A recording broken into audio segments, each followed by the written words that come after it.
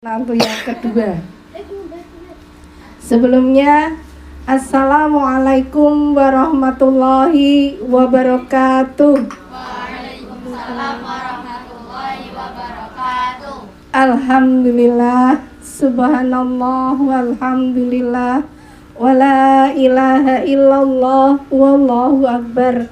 Asyhadu an la ilaha illallah wa asyhadu anna Muhammadar Rasulullah. Allahumma sholli ala sayyidina Muhammad wa ala ali sayyidina Muhammad. Rabbi shrahli sadri wa yassirli amri wahlul 'uqdatam min lisani yafqahu qawli. Amin. Alhamdulillah, kita bersyukur ya kepada Allah Subhanahu wa taala, kita bisa berkumpul di sini hanya karena karunia Allah nggih. Kita digerakkan kaki kita ke sini itu karena Allah kepengen membuat kita lebih baik lagi. Setelah kita hari-hari kemarin kita nggak tahu seperti apa perjuangan kita, perjalanan kita, hingga kita dipertemukan Allah di sini. Insya Allah kehadiran panjenengan semua, adik-adik semua ya, itu adalah Allah ingin apa? Ingin membenahi diri kita. Allah ingin membahagiakan kita dunia dan akhirat. Allahumma amin. Kepada adik-adikku sekalian, anak-anakku sekalian, alhamdulillah atas kehadirannya di acara ini ya. Kepada panitia, jazakumullah khairan katsira yang sudah menyiapkan segala sesuatunya, semoga diterima nggih. Diterima betul. Diterima nggih, seadanya nggih. Apa-apa ada. Apa-apa ada. Pada pagi hari ini saya agak berbunga-bunga hijau. Ini bukan saya ya. Sudah nenek-nenek kok berbunga-bunga enggak. Yang namanya berbunga-bunga ini sampai mati ya. Bukan miliknya anak-anak doang, tetapi nenek-nenek pun juga berhak memiliki berbunga-bunga gitu ya. Karena kalau orang yang sudah tua, insya Allah ya, harapannya matinya husnul khotimah ya. Itu berbunga-bunga Bu, adik-adikku sekalian ya, anak-anakku ya. Tidak panjang lebar, tadi Mbak Sowi sudah menyampaikan ya, betapa kondisi sekarang ini luar biasa. Luar biasa apanya tadi? Luar biasanya semrawut gitu ya, berantakan tadi gitu ya. Jadi kalau tadi saya bisa mengambil sedikit hikmah, tanpa Allah hidup kita berantakan. Kenapa kok kita bisa berantakan? Apapun, lebih-lebih masalah cinta. Masalah cinta itu dari dulu sampai sekarang ada. Sejak dari mana? Sejak dari Nabi Adam. Ya. Nabi Adam itu diturunkan ke dunia itu karena apa? Masalah melanggar aturan. Tidak boleh mendekati, harus mendekati. Itu berarti apa? Nafsu. Kemudian anaknya siapa? Qabil dan Habil. Kenapa saling membunuh? Karena cinta. Habil dan Qabil salah satunya tidak terima dijodohkan dengan pasangan kembarnya. Itu kan ceritanya kembar-kembar ya. Lanang wedok gitu ya. Kemudian disilang kan gitu. Sing lanang itu kembarannya sing wedok lah. Ada yang tidak terima, akhirnya dibunuh. Itu masalah apa? Cinta. Berarti masalah cinta tuh sudah dari zaman apa? Nabi Adam itu berarti kuno ya. Makanya kalau kita ini cinta kita saat ini seperti itu, saling membunuh ya, pengen mencintai, saling membunuh, saling bully, saling ini itu berarti kita kuno enggak? Kuno. Orang yang kuno itu orang yang tidak nuruti aturan Allah, yang tidak membersamakan Allah. Jadi selalu Allah. Ya. Apa itu selalu Allah? Dalam segala masalah. Adik-adikku sekalian, tadi kenapa kok bisa berantakan? Bahkan ya itu baru masalah hubungan cinta. Kemudian apalagi masalah nikah. Baru masalah hubungan cinta aja sudah berantakan kalau tidak menyertakan Allah. Apalagi masalah nikah. Coba, nikah itu sesuatu yang suci bukan? Sakral bukan? Kepengen nikah secara sakral? Pengen nikah secara suci? Itu nanti bisa sakral dan suci kalau pas saat di pelaminan. Kenapa? Bayangkan. Adik-adik bisa bayangkan nggak? Orang yang ijab kabul tapi yang wedok wis hamil dulu. Kira-kira orang tuanya bisa menangis nggak? Nggak bisa menangis karena sudah tidak sakral dan tidak suci, nggak bisa menangis. Orang tua itu bisa menangis kalau pernikahannya itu sakral dan suci. Kalau pernikahannya itu anaknya selamat apa? Tidak kecelakaan. Kecelakaan itu selamat enggak? Selamat enggak? Enggak. Coba ada motor kecelakaan selamat enggak? Seringnya enggak selamat. Ya. Nah, ini karena tidak apa? Karena apa? Pernikahan itu berantakan karena adanya penodaan. Ya enggak? Tidak suci itu karena apa? Ada yang menodai. Ya enggak?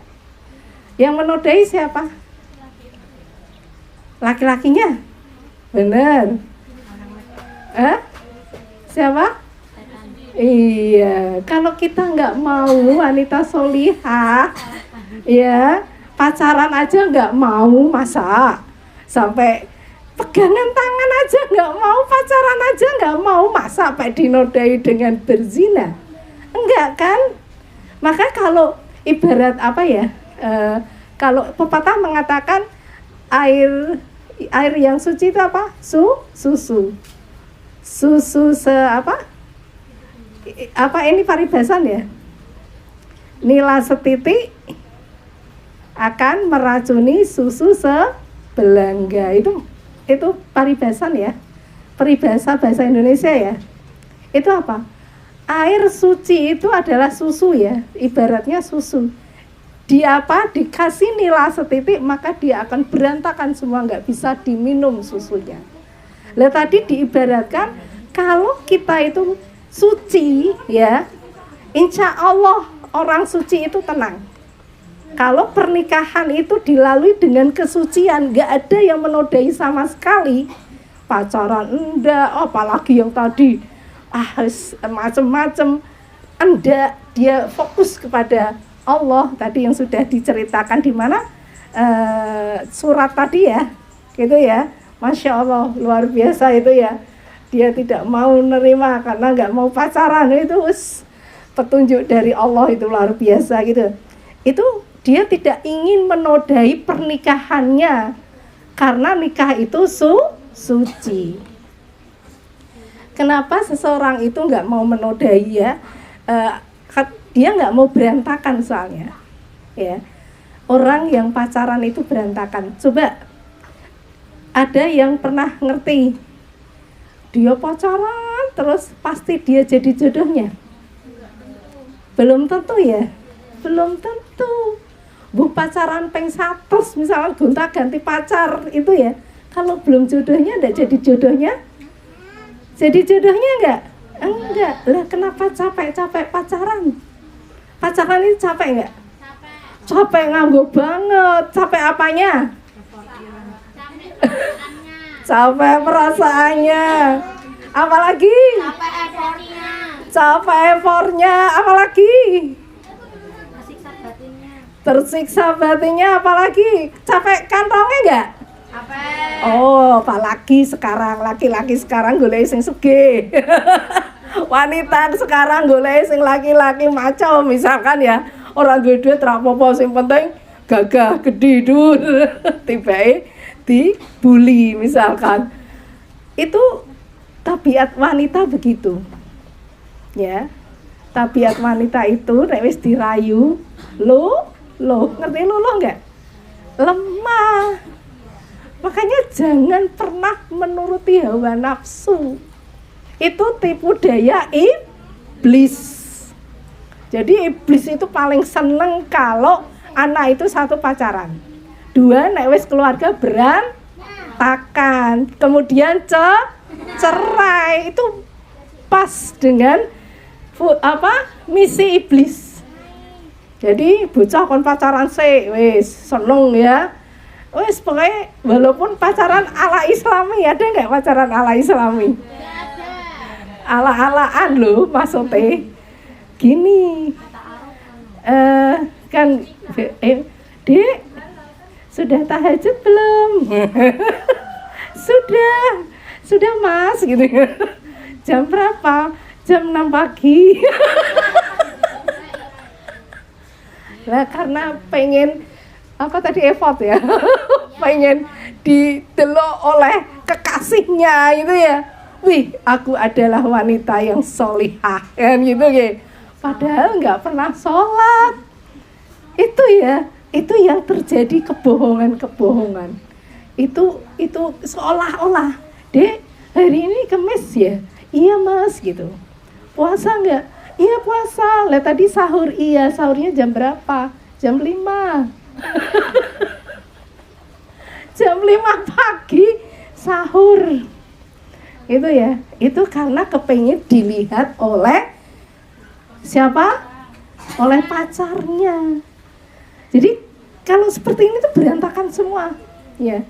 Makanya kalau kita tidak sesuai dengan perintah Allah, enggak menghadirkan Allah, maka hidup kita akan berantakan ya. Kemudian kenapa kok sampai ternodai ya? Karena tidak adanya apa? Tidak adanya apa? Coba. Tidak adanya iman, ilmu dan akhlak. Ya. Tadi Mbak Sofi sudah mengatakan anak pondok. Kenapa sampai gitu? Coba. Ada yang bisa tahu jawab? Kok anak pondok bisa jadi PSK? Dia tadi kata Mbak Sofi punya ilmu ya? Lah, ilmunya sudah ada kan? Iman, ilmu, akhlak. Tapi kenapa bisa jadi PSK? Nggak punya iman. Lagi apa lagi? Akhlak. Akhlak itu malu bagian dari akhlak bukan? Ya. Iya. Orang itu kalau nggak punya malu berarti dia nggak punya akhlak. Iya kan? Kayak menutup aurat aja ya. Kalau dia nggak punya akhlak, Allah mbok wis nutup aurat opo anane gitu ya, cekbel. Dodone ketok gitu. Iya toh? Dodone ketok tapi nutupe kudu ditekeke ning leher. Tapi dodone ketok, naudzubillah min dzalik. Ya, itu namanya tidak punya akhlak, tapi dia punya ilmu. Tapi kalau dua ini tidak ada, maka yang terjadi seperti itu. Berantakan. Ya, berantakan. Jadi dalam kehidupan sehari-hari, apalagi mau rumah tangga, harus ada ilmu, iman dulu, ilmu dan akhlak. Lah, kalau sudah rumah tangga, nanti urusannya udah banyak banget gitu. Jadi terus gimana? Kalau kita kepengen nikah tanpa pacaran gitu, kira-kira bisa nggak?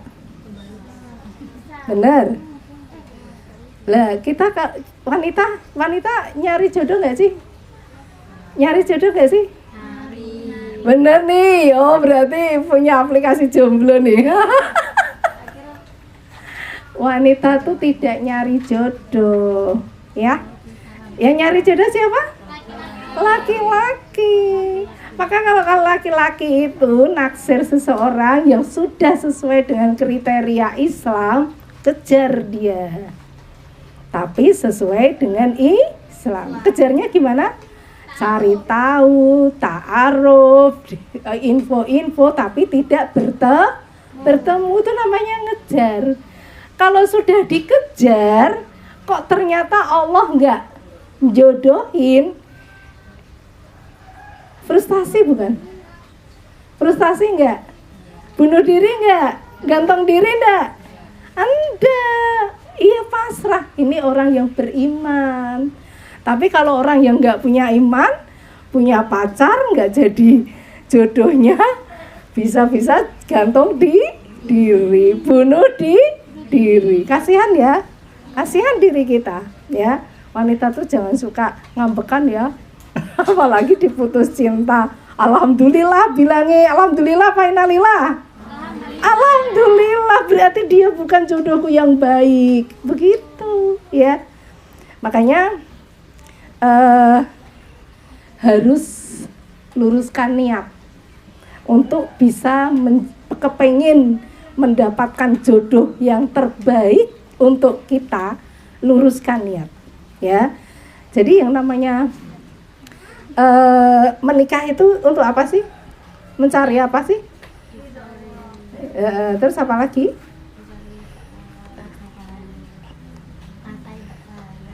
Terus apa lagi? Apa lagi? Menikah itu semuanya. Luar biasa nih Talita. Wah, pengen door prize tapi kok nanti wes door prize sekali ya. Dia jawabnya benar semua. Tadi apa? Pertama 3 Lali. Oh iya, menyempurnakan setengah agama. Ladang pahala, Masya Allah. Terus? Mengejar ridho Allah. Iya, nikah itu tujuannya seperti itu. Nanti di dalam Al-Quran surat Ghafir itu ya, ini ada ayat berapa ini? 8. Ya Tuhan kami, masukkanlah mereka ke dalam surga Aden yang telah Engkau janjikan kepada mereka dan orang-orang soleh di antara nenek moyang mereka, istri-istri mereka, keturunan mereka. Sungguh Engkaulah yang maha perkasa, maha bijaksana. Sebentar, saya tak berdiri ya. Anggar kesel nunggu berdiri ya. Nanti kalau kesel berdiri nunggu gitu ya. Karena udah nenek-nenek. Ayat ini menggambarkan anak-anakku sekalian ya, bahwa nanti orang-orang soleh di dunia itu ternyata masuk surganya tuh bareng-bareng sak keluarga. Bayangkan nenek moyang mereka, keturunan mereka, ya, suami, pasangan mereka, anak-anak mereka, jalur atas dan jalur bawah. Atas itu nenek moyang, bawah keturunan. Kira-kira pengen kayak gitu enggak Ibu? Pengen masuk surga bersama keluarga enggak? Enggak sekedar orang tua kita tok yang masuk surga, enggak. Kita tuh nanti gandeng keluarga, gandeng orang tua kita, nenek moyang, itu kalau soleh semua. Tapi kalau enggak soleh, dada, kan begitu sih. Ya, kira-kira hidup kita tuh mau di mana sih? Di dunia atau di surga atau di akhirat? Akhirat. Akhirat kepengen surga apa neraka? Surga. Makanya kalau kita kepengen surga, gigih ya. Gigih dalam artian apa? Perjuangkan keimanan kita. Jangan sampai kita modal 3 itu nggak ada dalam pernikahan kita. Apa tadi? iman, ilmu, akhlak. Ya, karena nanti dalam rumah tangga itu tadi yang dikatakan menyempurnakan agama. Separuh dari agama itu menikah. Ya, maka tujuan pernikahan kita tuh tidak sekedar golek bahagia tuh enggak. Karena bahagia itu relatif. Ya, mungkin kalau saya bahagianya apa? Suaminya manut gitu ya, dalam artian manut pangerten gitu ya. Mungkin orang lain beda lagi. Saya kepengen bahagia karena apa? Suami saya harus beliin saya mobil. Mungkin begitu. Yang lain lagi beda lagi. Saya kepengen bahagia dalam rumah tangga asal siapa? Suami saya, pasangan saya bisa membahagiakan saya. Semua yang saya minta bisa dibeli, bisa dituruti. Kira-kira ada nggak orang yang sempurna? Ya ada. Jadi yang namanya nikah itu yang pertama memang harus meluruskan niat.